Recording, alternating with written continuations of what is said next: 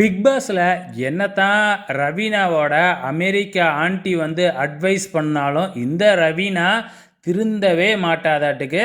அந்த அளவுக்கு வந்து பார்த்திங்கன்னா நம்ம மணிக்கிட்ட போயிட்டு திருப்பியும் நம்ம ரவீனா வந்து ரொமான்ஸ் பண்ணிக்கிட்டு தான் இருக்குது.